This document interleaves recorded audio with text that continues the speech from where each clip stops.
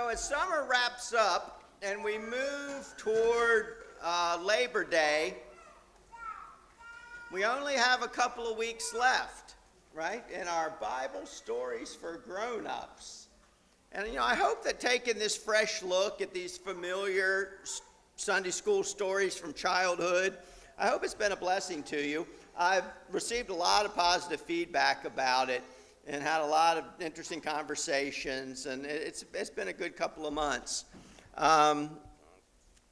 This morning, we come to Daniel and the big cats, which we tell our children often is a story about being brave, trusting God and being brave.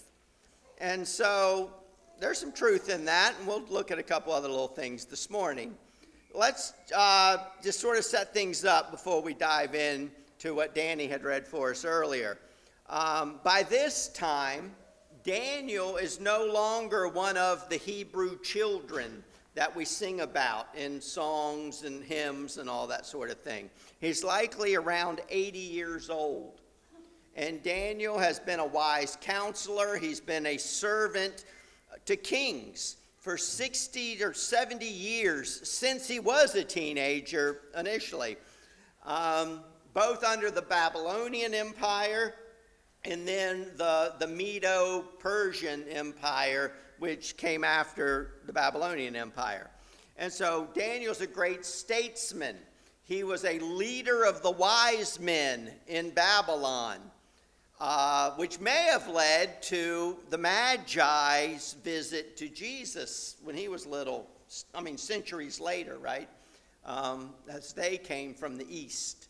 That may have been Daniel's old school of wise men back over there. Not for sure on that. It's a story about Daniel's faithfulness.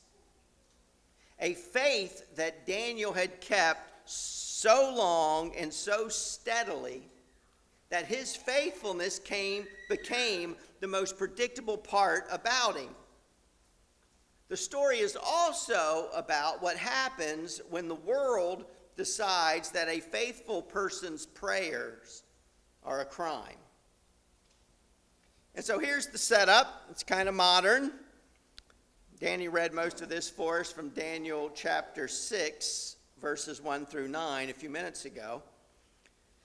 Daniel is so experienced, he's so trustworthy, that the new king plans to set him over the entire kingdom.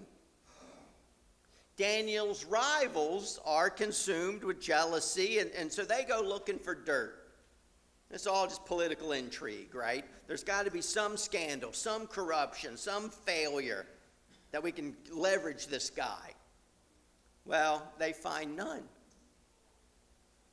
And so they trick the king into signing a law that for 30 days no one is allowed to pray to any god, but only to the king himself. And so they weaponized the king's vanity, the king's pride, to criminalize Daniel's devotion and worship. Now let that sink in, because, that's like the engine that drives the whole story. Daniel's only crime is that he faithfully prays to the one true God of heaven. The most blameless man in the kingdom ends up marked for death precisely because of his faithfulness. Now, folks, we live in a mixed-up world that is turned against God.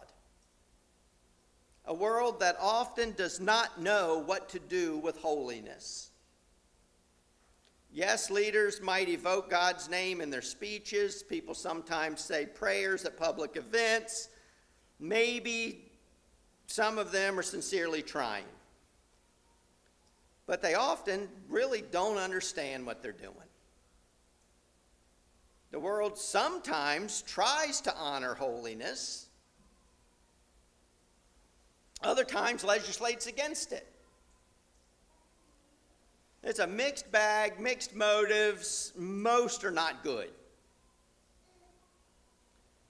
The question Daniel 6 puts before us is, when being faithful to God carries a cost, a relational cost, a professional cost, a legal cost. When being faithful to God carries a cost, what do? That's the question. And so watch what Daniel does when the decree is published. Right? Now this is the hinge that the story turns on. The most important words come right at the end. Okay, so we're going to pick up right where Danny left off and go to Daniel 6 and verse 10. Now when Daniel learned that the decree had been published, he went home to his upstairs room where the windows opened towards Jerusalem. 3 times a day he got down on his knees and prayed, giving thanks to his God, just as he had done before. Just as he had done before. Daniel does not increase his prayers to make a point. He doesn't decrease them to stay safe. Right? This man changes nothing. He keeps doing what he's been doing for decades. Now, we don't tell the kids this part, and a lot of the parts of these stories, really. Maybe it's implied. Daniel wins in the lion's den because of who he had become long before he got there. The decision to be faithful in this crisis, the decision to pray to God right there in the midst of the lions, that decision was not made in that moment, in a panic, in a reaction, in a moment of desperation. That decision to be faithful was made in 75,000 ordinary prayers, kneeling before a window day after day for decades when nothing was at stake and everything was safe and fine. Now, I've taught this a lot over the years, but this is how our character is built. We imagine that we will rise to the occasion when the great test comes, right? That the moment of temptation, the attack, the opportunity on the positive side, that we will automatically do the right thing. But we'll not just automatically do the right thing. We will default to our training. We will default to our habit, our training. Soldiers, when they're under fire in the fog of war, do not suddenly become disciplined. Athletes, musicians, dancers do not suddenly rise to the pressure of the moment and perform. It's the training, the muscle memory, the repetition, so that when you do get in the heat of the moment, then you can automatically do it. That's the muscle memory. We have spiritual muscle memory too. A believer facing the lions does not manufacture a faith that they've never practiced or trained in. Remember in 1 Timothy 4, Paul says that physical training, physical exercise is good. But then he says training in godliness is even better. For this life, for the life to come. We have to train ourselves, discipline ourselves, exercise ourselves in the habits of daily Christian living, so that when the day comes, right, those easy daily habits of prayer, of devotion, of service, of fellowship, of learning to love one another, of making good decisions, learning to do the right thing in the tiny little simple things, builds that muscle memory spiritually. so that we can do the right thing when it's not easy, when we're caught off guard, when the devil rears his ugly head. Which means the time to decide how you will handle your crisis is not when you're confronted by it. It's now. It's in the ordinary obedience of an ordinary Tuesday morning. The prayers you pray when no one's watching. The small, trivial decisions of integrity that you keep when it's not even important. The worship you offer when you're not feeling it. Right? Those are your spiritual exercises. They're your rehearsal for the day when the decree gets signed and you get thrown into the pit. Notice one more detail out of verse 10. Daniel prays in his upstairs room, it says, where the windows opened toward Jerusalem. Now, he could have easily closed the windows. Well, God knows his heart. Yeah, that's true. Oh, that's great. That's right. He could have closed the windows. He knew he was being watched. The whole plot depended on catching him in the act. It would have been so easy. It would have even been so reasonable to pray in the back room or to pray with the curtains drawn or to keep his faith sincere but to keep it private. No one would have faulted him. Some people would have told him, yeah, that's probably smart. He'd have still been praying. He certainly was not trying to look good, right? He certainly was not showing off, right? I mean, that's like the other extreme. But Daniel keeps the windows open. He's not doing it to provoke. He's not doing it to perform. He's not doing it to like rub it in their faces. He's not trying to be, the super Jew. He simply refuses to let the threat make him hide. His faith was the same, whether he was being watched or whether he was not being watched. And he's not going to start pretending. He's not going to start compromising now. We mentioned this in our Jericho story, where Joshua's obedience, we said, was public and risky. That Joshua's obedience was public and risky.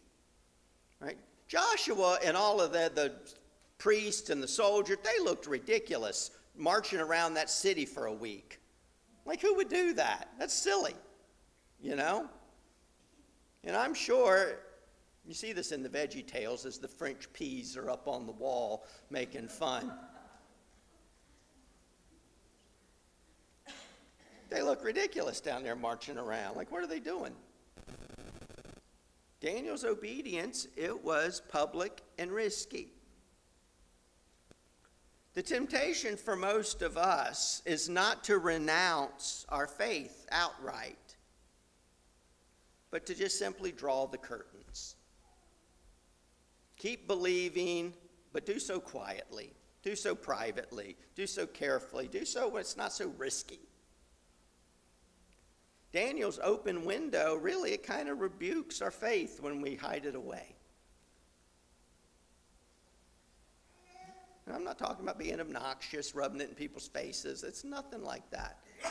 It's just you and being God's person in a way that you don't have to hide. And being unapologetic about that. And so, Daniel, he resists the edict. Doesn't start a riot, doesn't flee the city, doesn't go complaining to the king.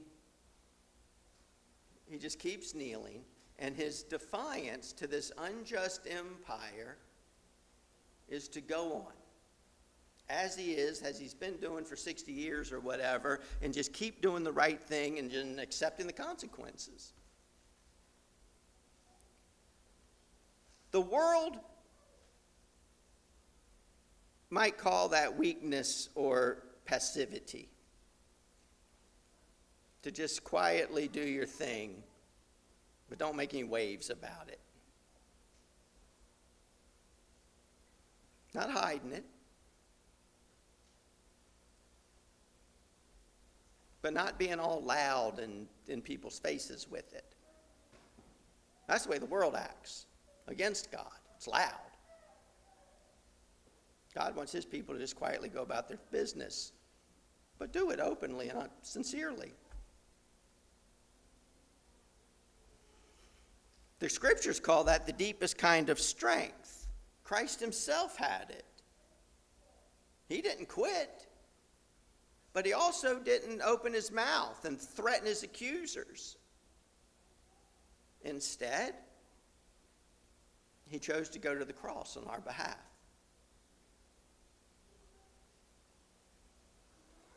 Daniel kneeling at his open window, it's a small early portrait, an echo of the king who would kneel in a dark garden and say, "Not my will, but yours be done."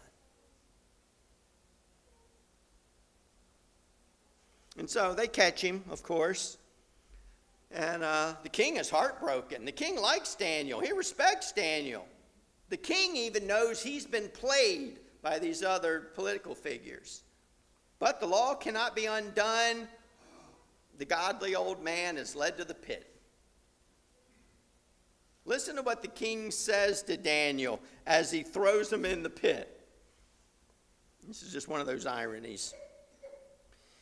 In verse 16, the king said to Daniel, "May your God, whom you serve continually, rescue you." Even the pagan king knows that Daniel serves the Lord faithfully. And the stone is rolled over the opening and sealed, and here in the dark we meet the deepest fear that the story kind of touches upon. Deeper than the lions ripping the flesh. It's the fear of being just utterly alone, sealed in the dark, as good as buried. And that's the lie that stalks every one of us, that no one's coming, that no one has our back, that we've been betrayed, we've been let down, that we're all alone, and that maybe God himself is not even there.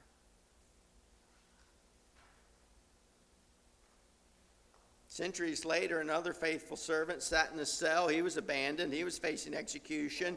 He reached back into this very image, as Paul writes to Timothy in 2 Timothy chapter 4, verse 16. Paul writes, "At my first defense, no one came to my support, but everyone deserted me.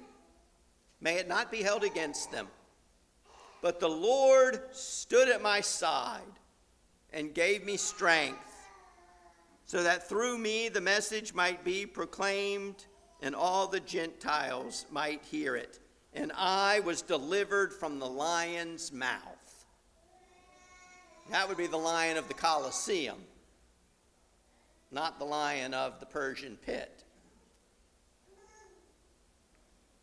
"The Lord will rescue me from every evil attack and will bring me safely to his heavenly kingdom. To him be the glory forever and ever. Amen."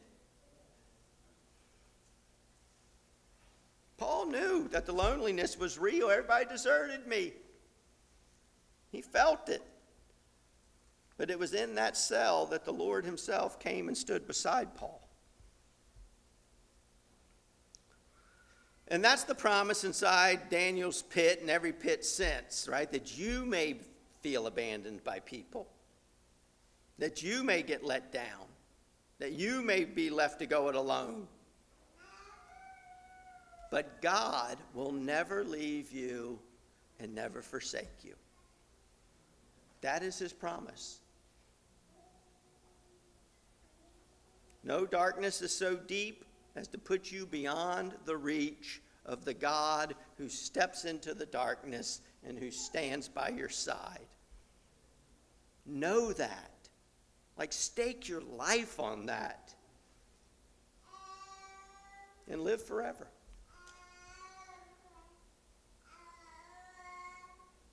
And so the king did not sleep that night. He fasted all night in torment, emotional distress. And in the moment, he rushed to the lion's den, and at first light, he cried out in anguish, asking whether Daniel's God had been able to save him. And out of the darkness comes the old man's voice. O King, live forever. My God sent his angel, and he shut the mouths of the lions. They have not hurt me, because I was found innocent in his sight, nor have I ever done any wrong before you, O King. The king was overjoyed and gave orders to lift Daniel out of the den. And when he lifted him out of the den, no wound was found on him, because he had trusted in his God.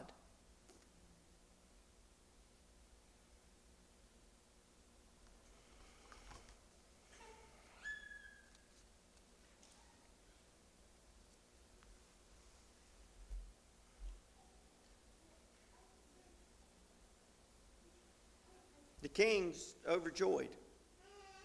The king praises God. By the way, the king took the false accusers and their entire families and threw them in the pit.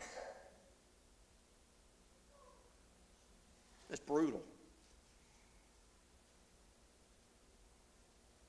We don't tell the children that part of the story.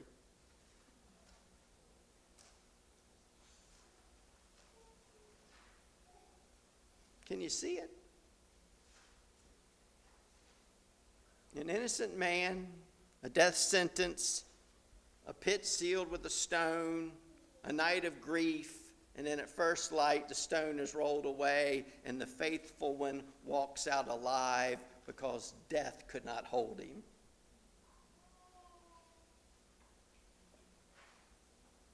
That's our story. Daniel's story looks forward to Jesus' story, who himself walked out into the dawn having broken the power of death, right? Not just for himself, but for us. And so this is not so much really a story about bravery as it is about faithfulness and resurrection. A God who, when his faithful ones are thrown into the dark, comes at dawn and brings them out alive. And so what does Daniel ask of you and me? Not to be heroes, not to be loud, not to force our rights, but to be faithful in the small and ordinary things every day, so that the habit is so deep that it holds when all hell breaks loose. He asks us to keep our windows open, to keep our faith consistent, whether or not anybody's watching, regardless of the cost. And he asks us to believe that we have not been left alone, that the Lord stands at our side in the darkness, and that the sealed pit of death never gets the last word. And so where's your window? Where's your window? Right? The place that you've been tempted to draw the curtains and keep your faith secret because the cost seems kind of scary. And where's your den? Right? That dark, where's your pit? That dark place where the great liar whispers that you're all alone.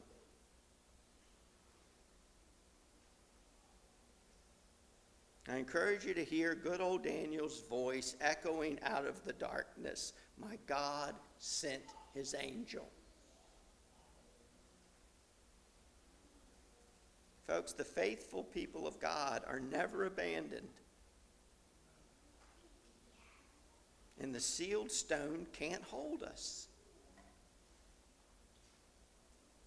And so keep your window open. Keep on praying. Be faithful. Doesn't mean be perfect. Be faithful to the one true and living God.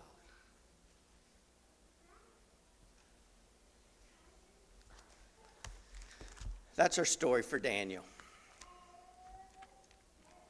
It so echoes Jesus's that it's funny how we sometimes miss those things, and yet it's right there. It's always right there. Jesus came among us from heaven. He grew up as one of us, unassuming, as we heard earlier. Thank you for that. He loved, he served, he healed, he taught, he blessed, he forgave. The people who should have been most ready to receive him rejected him. And a bunch of people that the world would never have thought in a million years would come to God came rushing to him.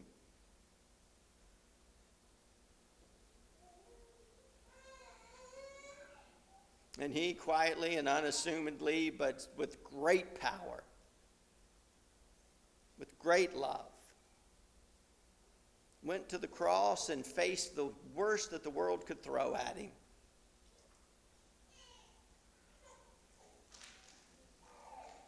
It killed him.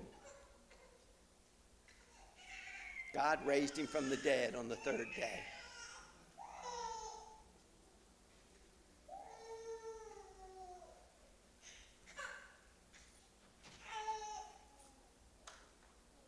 And through his love, through his self-sacrifice, through his death and resurrection, he has made the way for us.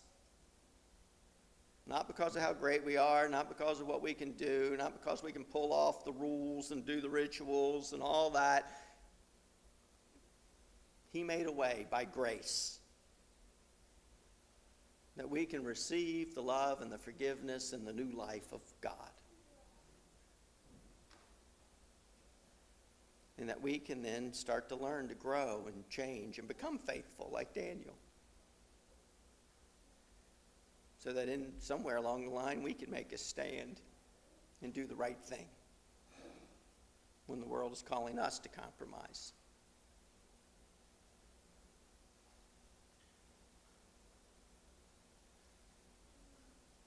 The Gospel of Mark ends, "Go into all the world and preach the good news to everyone. And anyone who believes and is baptized to be saved. Anyone who refuses to believe will be condemned." That is good news. That is good news that can draw people to God, and it is also, in another sense, kind of our marching orders to go out and to share that good news. So I encourage anyone who wishes to respond to come forward. We're going to sing a song. If you need our prayers, if you're feeling alone, if you're feeling like you've been compromising, if you're feeling weak and you need some strength and you want us to pray for you, you can come. We'll pray for you in a public way. This is a safe place. If you're not really quite ready to do that, but you still would like our prayers, then come to somebody, to me or one of the elders or somebody you know, somebody you've been talking to that you're comfortable with here when we're finished in a few minutes, and they'll pray with you and help you. So I encourage you to come while we stand and sing.